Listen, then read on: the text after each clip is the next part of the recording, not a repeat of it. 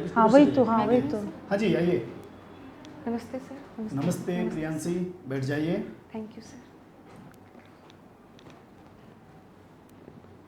कैसे हैं आप?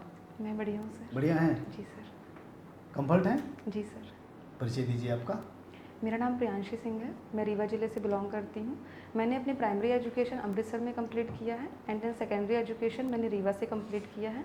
मैंने अपना ग्रेजुएशन कंप्यूटर साइंस में किया है गवर्नमेंट होलकर साइंस कॉलेज से एंड देन मैंने अपना मास्टर सोशियोलॉजी में किया है फ्रॉम गवर्नमेंट माता Jijabai girls PG college. And Bagheli व्यंजन बनाना एवं बघेली विवाह लोकगीत सुनना मेरी अभिरुचि है। अच्छा ठीक है, आपका रोल नंबर क्या है? 270193। रीवा के रहने वाले हैं आप? जी सर। कितनी विधानसभा सीट है रीवा में? सर 8 विधानसभा सीट है। 8 है। आपकी विधानसभा कौन सी है? सर हमारी रीवा है। रीवा है। जी सर। कौन है विधायक? श्री राजेंद्र शुक्ला जी। कौन सी पार्टी से? भारतीय जनता पार्टी। भारतीय जनता पार्टी से। वित्त मंत्री कौन है इस समय पर हमारी? निर्मला सीतारमण। निर्मला सीतारमण। श्रीमती निर्मला सीतारमण जी। यस। ये अतिथि विद्वान क्या होता है?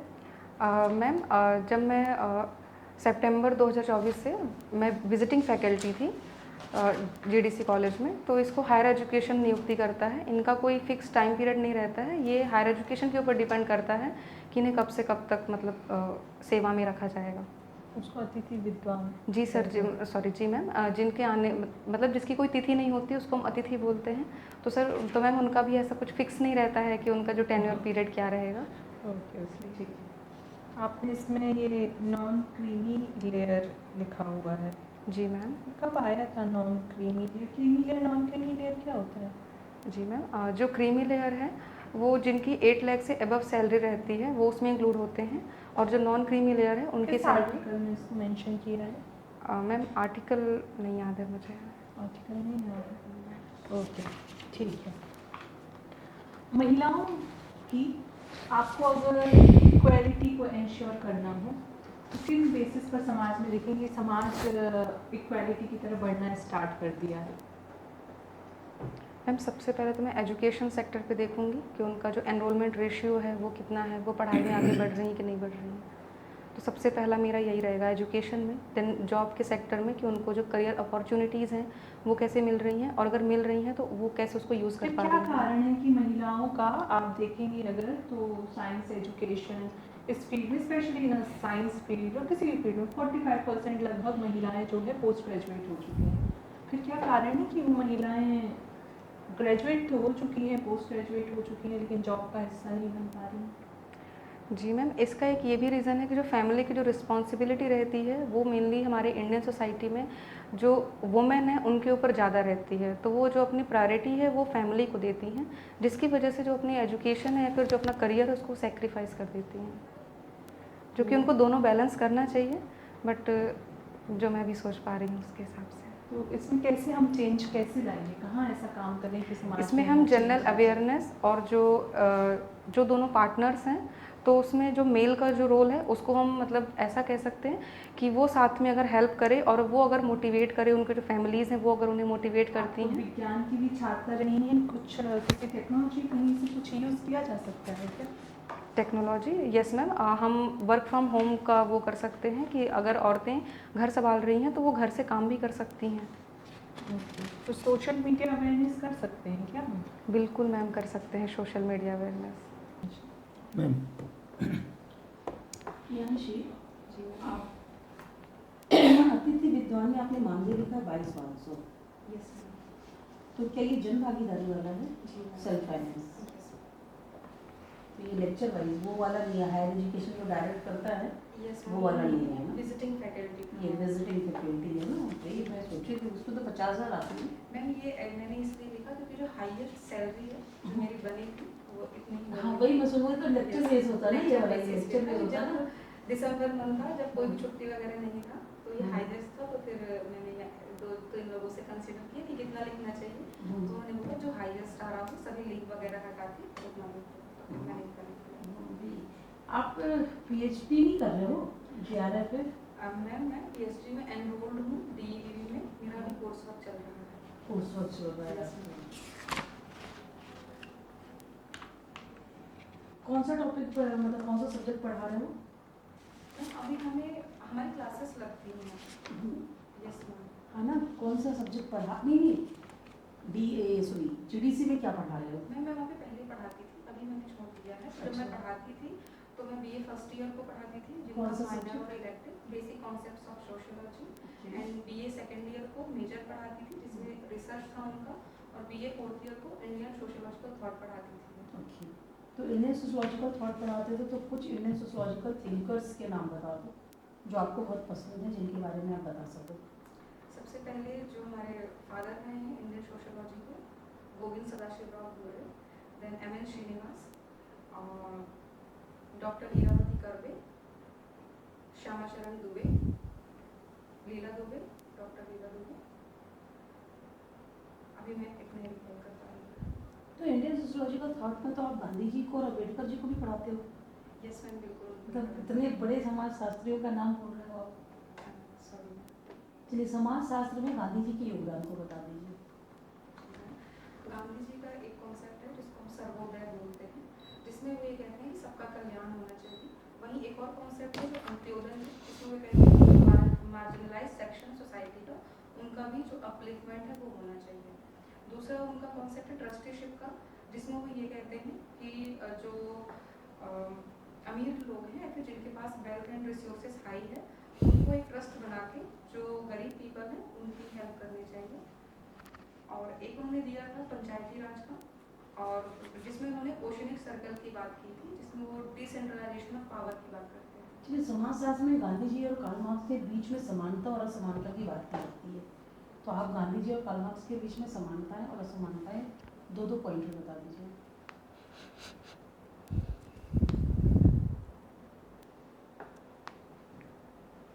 मैम जो गांधी जी हैं वो भी सोशल वेलफेयर की बात करते हैं, मतलब क्लासलेस सोसाइटी की, और जो कार्ल मार्क्स हैं वो भी क्लासलेस सोसाइटी की बात करते हैं। बट जो कार्ल मार्क्स हैं वो स्टेटलेस सोसाइटी की भी बात करते हैं, बट जो गांधी जी हैं वो स्टेटलेस सोसाइटी की बात नहीं करते हैं। ये मैं भी रिकॉल करता हूँ। इसे एक ही, दूसरा पॉइंट नहीं, एक पॉइंट और बता दीजिए। सही बताया हो, बहुत अच्छा, एक ही पॉइंट और बता दो। चलिए, doctor Ambedkar ji as a sociologist, ठीक है ना, एज अ सोशोलॉजिस्ट उन्होंने समाज में क्या योगदान दिया है?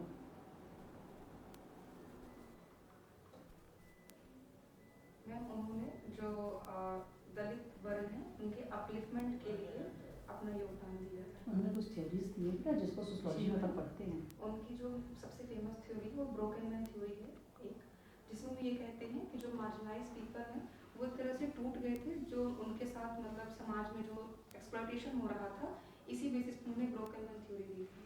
What is the difference between literacy and education?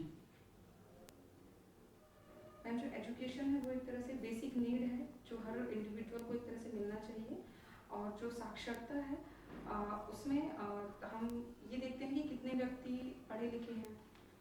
मैं भी रिकॉल कर पा रही हूँ। योगेंद्र सिंह के अनुसार शिक्षा और साक्षरता में क्या अंतर है? Sorry ma'am. चलिए, कोई बात नहीं। एक लास्ट क्वेश्चन मुझे बता दीजिएगा, इरावती कर्वे ने जी मैम। जनजातियों के प्रकार में कुछ लैंग्वेज को यूज़ किया था, या लैंग्वेज के आधार पर उन्होंने जनजातीय परिवारों का वर्गीकरण किया है, वो क्या है? मैम अगर जो मेरे को क्वेश्चन समझ पा रही हूँ कि मैंने किनशिप स्टडीज किया था, वो आपने पूछा है क्या? जनजातियों के संदर्भ में जो उन्होंने किया था, मैं वो पूछ रही हूँ। चलिए, कोई बात नहीं। Sir, thank you. अच्छा, नैतिक मूल्यों को लेकर के राधा कमल मुखर्जी ने क्या कहा? सर नैतिक मूल्यों को लेकर राधा कमल मुखर्जी ने 3 डायमेंशंस दिए थे, जिसमें आप सबसे पहले बात करते हैं स्पिरिट बायोलॉजिकल वैल्यूज़ की, यूनिवर्सल वैल्यूज़ की, एंड फिर स्पिरिचुअल वैल्यूज़ की। सामाजिक विभेद मिटाने के लिए सरकार ने संविधान में कौन कौन से प्रावधान किए हैं? सामाजिक विभेद को अगर आप इंग्लिश में। सामाजिक विभेद, social discrimination, social discrimination, sir इसके लिए आर्टिकल 15 है, इसमें डिस्क्रिमिनेशन के अगेंस्ट में बात की गई है। और आर्टिकल 17 भी है जिसमें अनटचेबिलिटी की बात की गई है। ठीक है, और भी कोई है क्या? अभी मैं ठीक है, स्थानीय प्रशासन के बारे में सुना आपने?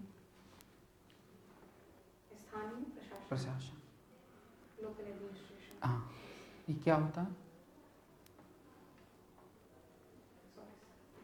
ओके। अभी समाज में वर्तमान में कुछ कुरीतियाँ हैं, जो रूढ़िवादिता है, ये कौन कौन सी है अभी वर्तमान में? सर पैट्रियार्की है। पितृसत्ता, ये कुरीति है। मैं क्वेश्चन थोड़ा समझ नहीं पाया। कुप्रथा समझते हैं? हाँ, अभी समाज में कौन कौन सी कुप्रथा? सर एक डाउरी सिस्टम है जो कुप्रथा है, ठीक है, और एक हमें अभी रिसेंट में केस देखने को मिला है जो ऑनर किलिंग का था, वो भी एक कुप्रथा है। ये सब तो नहीं है। अच्छा, अभी समाज में ऑनर किलिंग बढ़ती चली जा रही है, लेकिन उसी के आगे हम देखते हैं कि लिव इन रिलेशनशिप भी बढ़ता चला जा रहा है। तो दोनों में से ज़्यादा बुरा क्या है?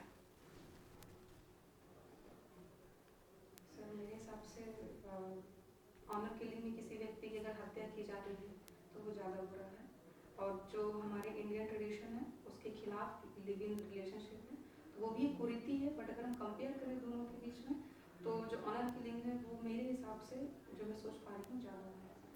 नई शिक्षा नीति पढ़ी है आपने? जी सर। क्या है सिद्धांत उसके? सर जो नई शिक्षा नीति है इसका जो मेन फीचर्स हैं वो है कि ये आउटकम बेस्ड है, ये इसमें ट्रांसपेरेंसी है, अकाउंटेबिलिटी है, ये रिसर्च ओरिएंटेड है, और ये इसमें फ्लेक्सिबिलिटी है, इसमें multiple entry and multiple exit है। Okay, very good. आपने अपनी हॉबी में लिखा है बघेली विवाह लोकगीत सुनना।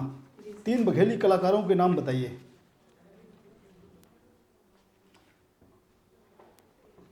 सर एक हैं पंडित रवि शास्त्री जी, ठीक है, जिनको मैंने सुना है, और सर मैंने पर्सनली वैसे नहीं यूट्यूब में मैंने सुना है। ठीक है, बताइए आप। तो सर एक मैम है जिनका नाम है राखी द्विवेदी, वो भी गाना गाती है बघेली में, और एक मैं याद नहीं कर पा रही हूँ सर, उनका यूट्यूब का चैनल है द वॉइस एकेडमी, बट उसमें जो गायक है उनका मुझे भी नाम नहीं आ रहा है। चलिए, ठीक है प्रियांशी, पूरा है आपका इंटरव्यू, जा सकती हैं आप।